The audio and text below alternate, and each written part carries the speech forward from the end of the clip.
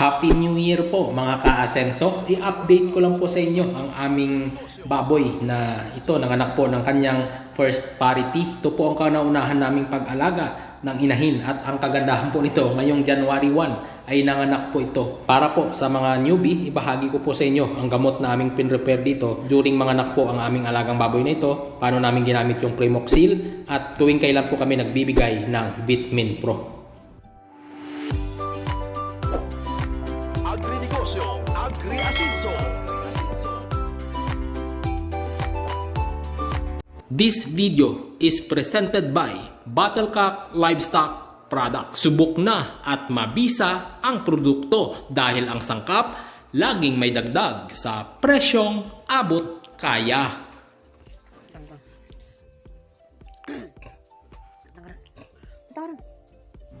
Ito po ang kauna-unahan naming inahin. Ito, masyadong hands-on ang aking tiyahin dito. Dahil nga kauna-unahan nga po naming inahin ito, wala din po kaming idea. Wala siyang idea kung paano ito paanakin. Kaya ito, madalas niyang dinadalaw kung kamusta na ba ang baboy na ito. Kaya sabi ko sa kanya, check niya yung dede. Pisain niya kung may gatas na lumalabas. At sa kagandahan po, sa ika-116 days niya, nung pinisa ng tita ko ang kanyang dede ay meron pong lumabas na kaunting gatas. Kaya sabi ko, bantayan mo dahil possible kinagabihan o kinabukasan January 1 manganganak na po ito. Ayan nga po, hindi nga po kami nagkamali. January 1 po ay nanganak ito alas 9 ng gabi. Mula January 1 po ng umaga, hindi na po namin ito binigyan ng feeds na kanyang kakainin. Pero pagdating po ng January 1 ng mga tanghali ay humingi po ito ng pagkain. Kaya ang tita ko medyo naawa doon sa baboy dahil siguro nga gutom. Binigyan niya ito ng 1 cup ng noodles ng lactating feeds at yun, naubos naman niya. At pagdating ng hapon, nanghingi ulit pero hindi na namin binigyan. Tubig na lang po ang aming binigay sa kanya na merong Vitamin Pro powder para kahit papano magkaroon naman ng electrolytes sa kanyang katawan para sa lakas na kanyang magamit sa panganganak. At kinagabihan po ng alas 9 nga po ng gabi, nanganak po itong baboy na ito. Kinabukasan po, January 2, hindi na po namin ito binigyan ng feeds o hindi po namin ito pinakain. Bakit? Para po hindi magkaroon ng milk fever. Hindi po siya alalagnatin dahil nga po yung mga biik ay hindi pa naman po sila dumidede ng marami. Kaya ang amin pong ginawa, binigyan lang po namin ito ng tubig. 1 litro po ng tubig sa umaga, naubos naman niya. Naluan po namin ng Primoxil powder para maiwasan na ang baboy na ito ay lalagnatin. Pagdating naman po ng tanghali, tubig lang po ulit ang aming ibinigay.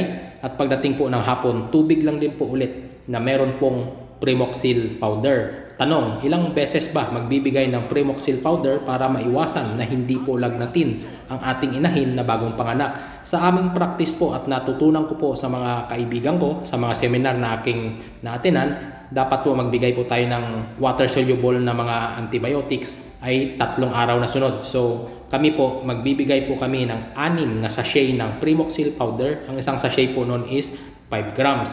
So, sa umaga at sa hapon, 3 araw po na magkasunod para maiwasan po natin na magkalagnat ang ating inahin dahil kawawa po itong mga biik na ito kapag nilagnat po ang ating inahing baboy. Ayan po, alas 9 ng gabi, nanganak po ito. Ayan, 2 magkasunod at napakasaya po namin dahil nga sa first time namin na magkaroon ng inahin ito, malulusog, mahahaba po ang kanyang anak dahil large white po ang kanilang lahi. Pagdating naman po ng mga 10 ng gabi, ayan, naging 5 na po sila. Sunod-sunod lang din po ang kanyang panganganak at hindi po nahihirapan ang aming inahin. At pagdating po ng 11 ng gabi, ayan, nanganak na po ng 8 na piraso.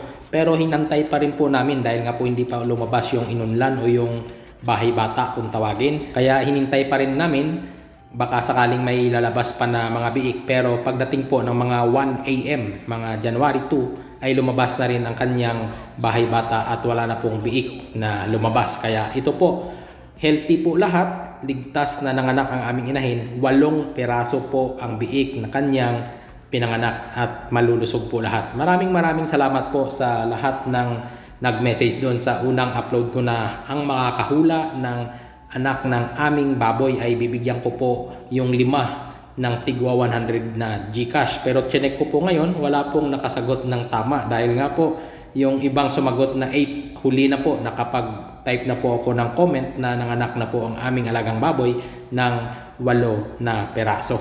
At ito po ang unang nag-comment, si Ma'am Angeline, 16, sumunod 15 si Andy, tapos nag-flood comment siya, bawal po yon. Sunod si Lorna, 12. Sunod si Maripe, wala rin pong tumama.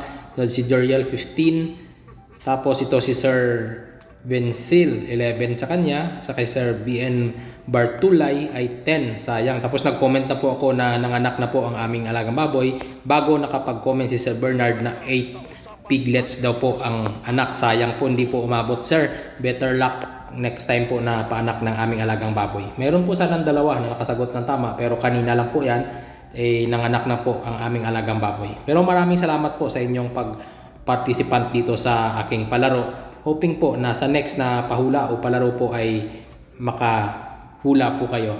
Marami pa po tayong mga palaro na gagawin dito sa aking channel. Abang lang po kayo. Maraming salamat po sa inyong lahat. At patuloy po natin yung topic natin dito sa aming alagang baboy.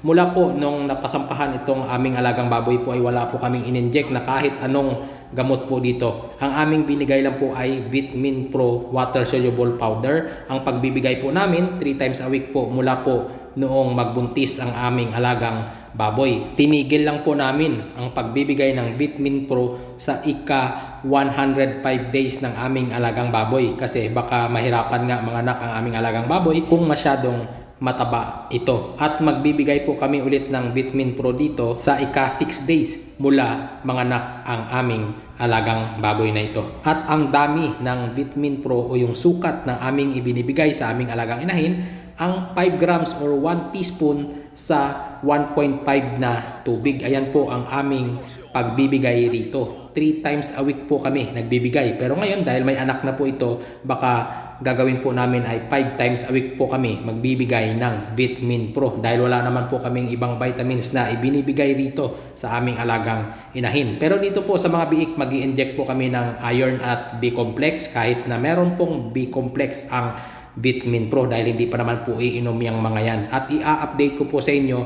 ang bawat gagawin po namin dito sa aming bagong panganak na biik para kung kayo po ay beginners katulad namin, makakuha po kayo ng idea. At ibabahagi ko rin po sa sunod na video yung mga pakain na feeds kung gaano karami para sa mga inahin hanggang sa pagwalay po. Ayan, maraming salamat po.